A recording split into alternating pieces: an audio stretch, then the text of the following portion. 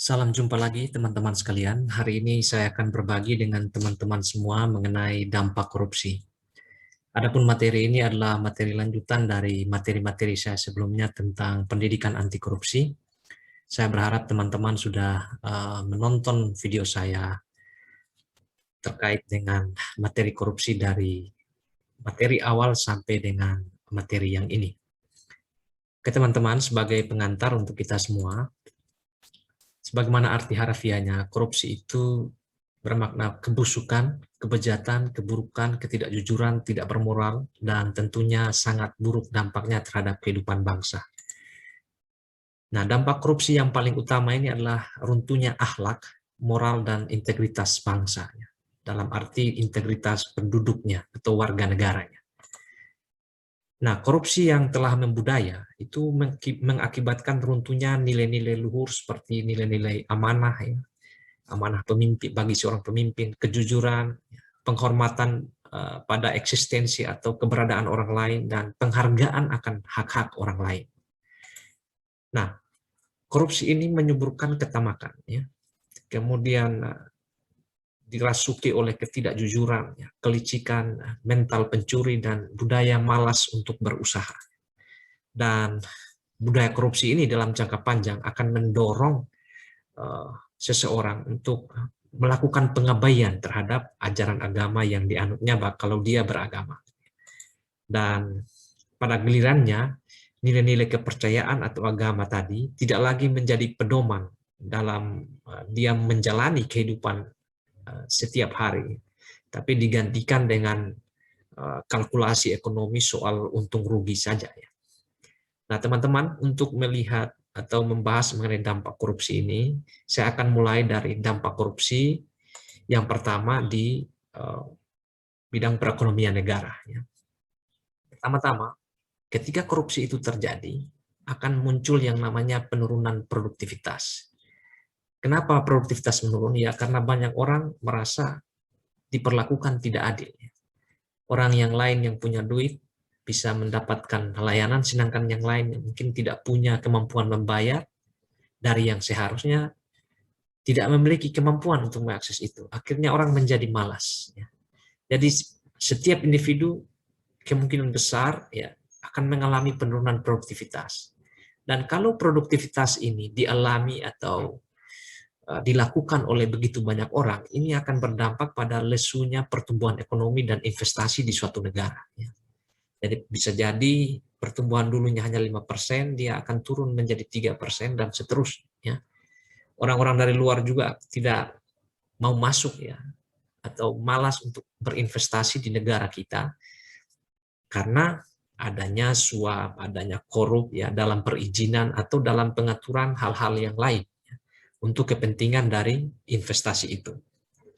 Nah, secara umum kalau terjadi pertumbuhan ekonomi yang menurun dan investasi yang juga tidak berkembang ya, negara itu akan mengalami yang namanya penurunan pendapatan. Baik dari sektor pajak maupun non-pajak. Biasanya pajak dan non-pajak ini kan berasal dari aktivitas ekonomi, ya, baik di sektor pemerintah maupun juga di sektor swasta. Nah, kalau negara mengalami penurunan pendapatan, ya, baik dari sektor pajak maupun non-pajak, ya, berarti negara kan tidak akan mampu untuk membiayai pelayanan publiknya. Dia tidak punya kemampuan untuk ya, memberikan suatu jenis belanja publik yang memadai. Nah, kalau dia kekurangan, pada akhirnya berdampak pada ini barang dan kualitas jasa publiknya, ya. Dan rendahnya kualitas barang dan jasa publik yang disediakan oleh pemerintah akibat dari keterbatasan pendapatan ini. Jadi belanjanya itu diarahkan kepada ya barang-barang yang mungkin tidak berkualitas ya, atau barang-barang KW2 atau jasanya juga menggunakan orang-orang yang tidak berkompeten. Ya. Dikerjakan asal jadi sesuai dengan kemampuan pendapatan yang ada. Nah, kalau barang dan jasa ini kualitasnya rendah, tentu ada tuntutan dari masyarakat untuk meminta barang dan pelayanan yang lebih baik lagi. Nah, kalau misalnya tuntutan itu semakin tinggi, maka mau tidak mau negara harus meningkatkan pembiayaannya. Nah, dari mana pembiayaan untuk memperbaiki belanja suatu negara? Ya, tentu dengan menggunakan mekanisme hutang negara, ya. Bisa jadi ya negara akan meningkatkan hutangnya, meminjam kepada sumber-sumber dana baik yang di internasional maupun juga dari hubungan bilateral dengan negara lain yang memiliki banyak uang, gitu ya. Nah, Transparansi Internasional Indonesia mencatat bahwa 30-40% dari APBN atau APBD itu menguap karena dikorupsi atau hilang atau habis karena dikorupsi. Dan dari 30 atau 40% ini, 70%-nya itu terjadi pada proses pengadaan barang dan jasa oleh pemerintah. Jadi teman-teman sekalian, bagi perekonomian negara, korupsi ini sangat buruk dampaknya. Mulai dari penurunan produktivitas, yang berakibat pada lesunya pertumbuhan ekonomi dan investasi, menurunnya pendapatan negara, rendahnya kualitas barang dan jasa publik, dan pada akhirnya mekanisme harus ditempuh dengan meningkatkan hutang, dan hutang ini akan menjadi beban bagi generasi sekarang dan juga generasi yang akan datang. Itu yang pertama. Yang kedua, dampak korupsi terhadap kehidupan sosial dan kemiskinan. Semakin mahalnya harga dan tarif pelayanan publik biasanya didorong oleh peristiwa korupsi. Pada umumnya harga atau tarif itu standar, ditetapkan dengan peraturan daerah dan sebagainya. Tetapi ada orang-orang tertentu yang memang tidak bisa menikmati ini. Karena birokrasi kita, akhirnya muncul di sana suap menyuap, ya. Sehingga harga dan tarif ini menjadi semakin mahal dari yang seharusnya ditetapkan. Ada tambahan-tambahan atau pungutan-pungutan liar. Nah, kalau ini terus terjadi, maka negara kita akan berada dalam suatu tahapan di mana pengentasan kemiskinannya itu berjalan lambat. Kita berharap agar orang miskin itu makin lama makin sedikit. Tapi karena banyak orang yang harus mengeluarkan biaya lebih untuk mendapatkan layanan publik, maka pengentasan kemiskinan ini akan berjalan lambat. Dan pada akhirnya orang-orang miskin yang tadi itu aksesnya terbatas, ya, terbatas terhadap pelayanan. Padahal mereka ini adalah orang-orang yang seharusnya mendapat bantuan atau harusnya mendapat penguatan dalam mengakses layanan-layanan dasar seperti pendidikan, kesehatan, ya, dan juga layanan-layanan lainnya. Nah, kalau semakin banyak masyarakat yang tidak bisa mengakses, ya, akibat dari harus adanya pungli atau suap dan sebagainya, ini berpotensi akan meningkatkan angka kriminalitas.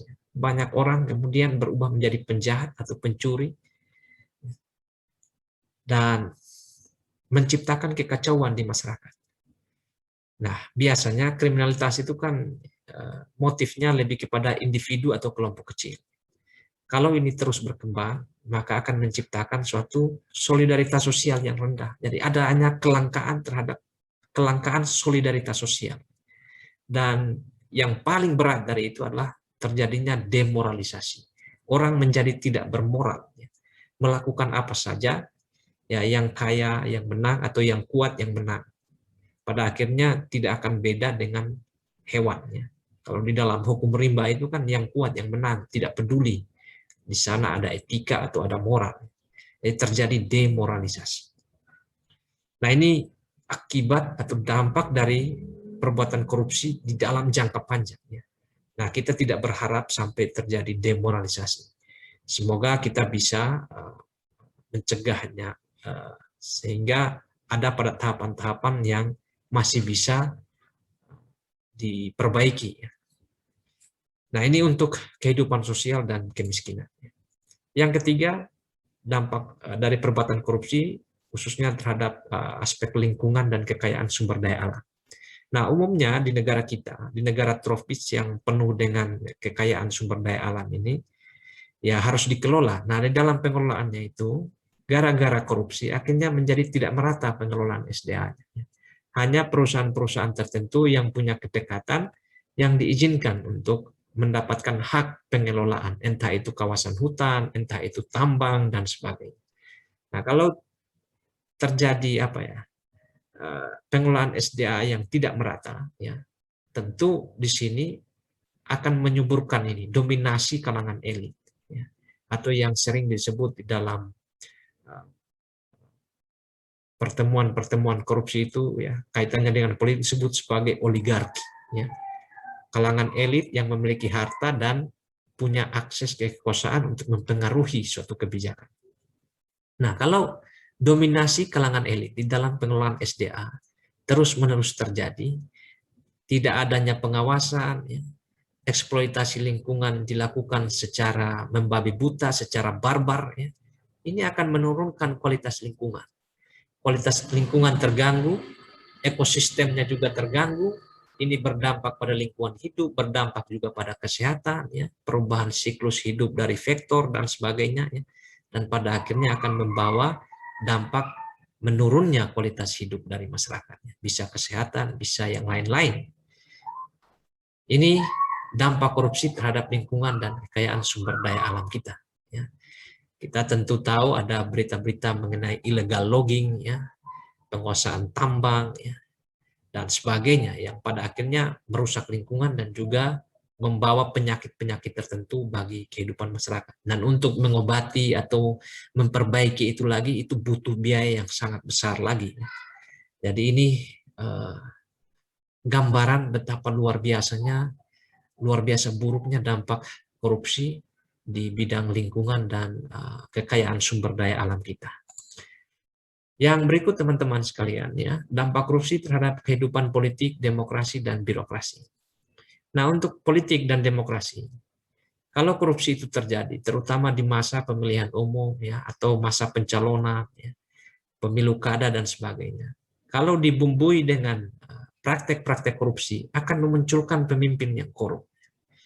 Nah, kalau pemimpin yang korup ini muncul, tentu di masa-masa awal jabatannya, dia akan melakukan tindakan-tindakan balas jasa, ya, atau mengembalikan uang sponsor yang dia pakai agar dia memenangkan pemilihan umum atau pemilihan kepala daerah.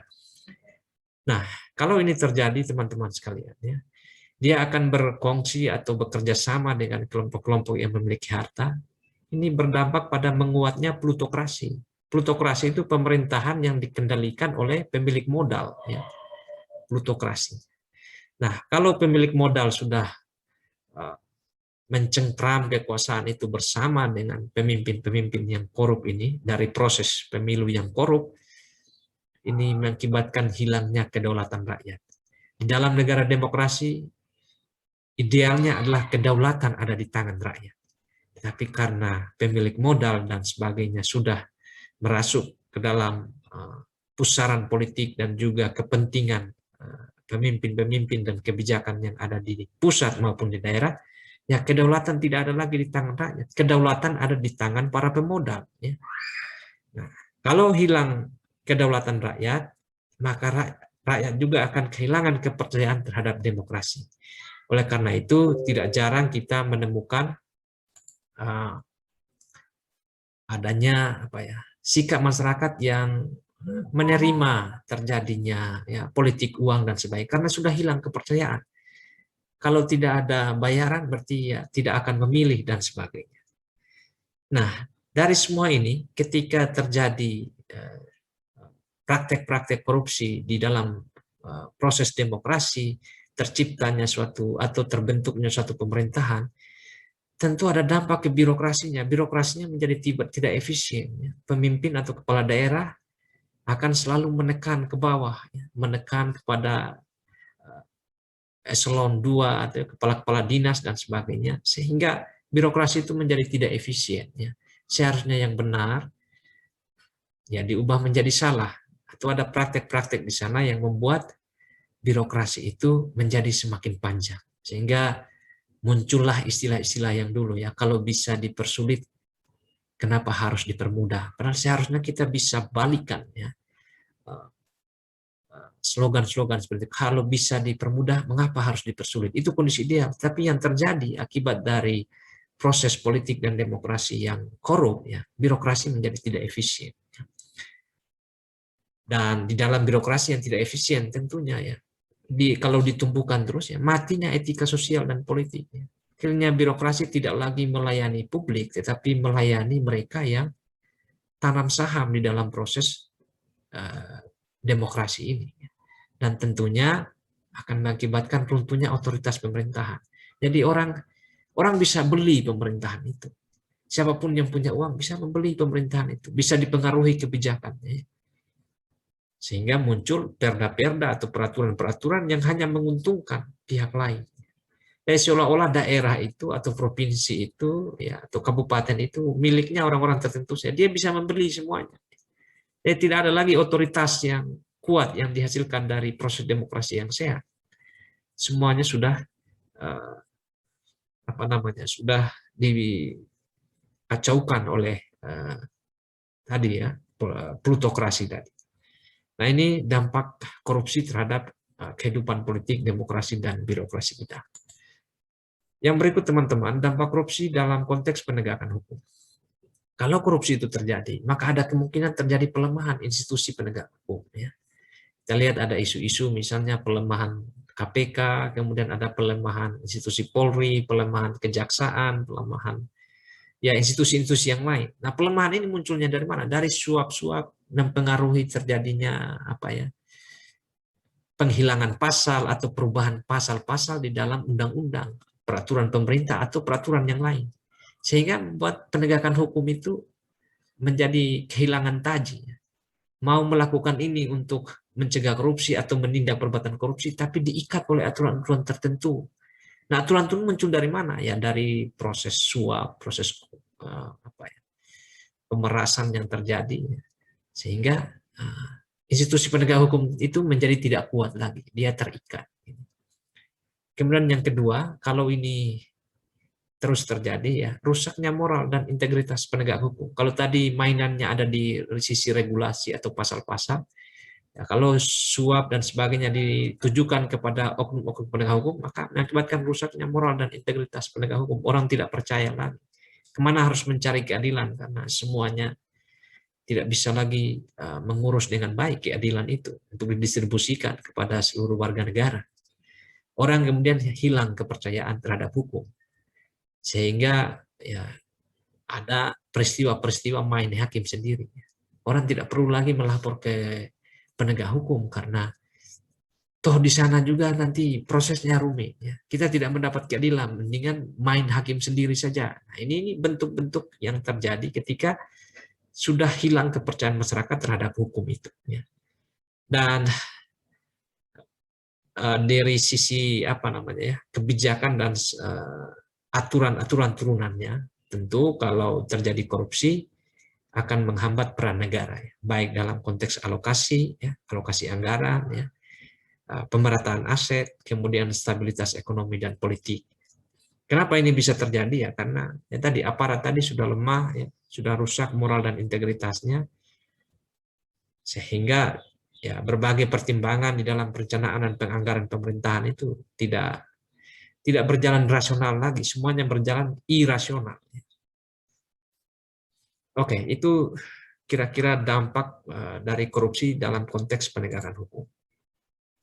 Nah, yang berikutnya lagi adalah dampak korupsi terhadap etos kerja individu atau masyarakat. Kalau yang tadi lebih kepada kehidupan bernegara, kalau ini lebih kepada individu atau masyarakat. Tentunya di dalam masyarakat itu ada yang namanya income equality. Ya. Adanya persamaan lah itu dalam konteks pendapatan. Tetapi kalau adanya korupsi, ya membuat ini semakin melebar, ya. Jadi ada orang yang punya income bagus, ya, ada orang yang tidak punya income yang memadai. Nah, kemampuan dia membayar, kemauan dia membayar, ya, akibat dari adanya korupsi tadi, ini punya dampak tertentu. Ya.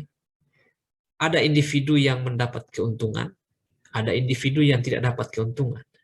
Kalau semakin banyak individu yang dapat keuntungan dari proses korupsi, itu memancing yang lainnya itu menciptakan suatu budaya penyimpangan di dalam suatu sistem. Nah, semakin sering terjadi penyimpangan ini, orang kemudian ramai-ramai melakukan korupsi. Seharusnya dia kembali baik, tapi ya nanti dianggap sok suci dan sebagainya, ya. Atau sok taat aturan dan sebagainya, dikritik, dibully dan sebagainya. Nah, daripada dia mendapat bully atau mendapat komentar seperti itu, ya aneh sendiri, akhirnya rame-rame terjun untuk melakukan korupsi. Dan ini yang kita sebut sebagai negative value added. Itu sama sekali tidak membawa dampak yang positif, justru menyumbang nilai-nilai yang negatif. Tentu teman-teman pasti merasakan kalau ada di lingkungan yang hanya satu orang mungkin berbuat jujur, itu justru malah dipojokkan, dihina, dibully, dan seterusnya. Dan pada akhirnya orang-orang baik ini menjadi malas bekerja. Dulunya dia baik, dia ingin berbuat yang jujur, tapi pada akhirnya dia menjadi malas karena korupsi terus terjadi. Ya daripada dia lain sendiri, aneh sendiri, ya sudahlah, ikut apa yang ada. Nah, ini merusak etos kerja. Jadi korupsi itu benar-benar berdampak sangat luar biasa di dalam kehidupan itu di level individu, ya. Dan ini kalau diagregasi, ya, itu merusak kehidupan masyarakat. Nah, teman-teman sekalian, ya, itu dampak-dampak korupsi yang bisa saya bagikan ke teman-teman. Nah, menurut teman-teman apa saja dampak-dampak lain dari perbuatan korupsi, ya? Nah, silakan nanti tulis di kolom komentar, ya. Dan tentu say no to corruption, dan sampai jumpa lagi di video-video selanjutnya. Terima kasih banyak, jangan lupa di-share.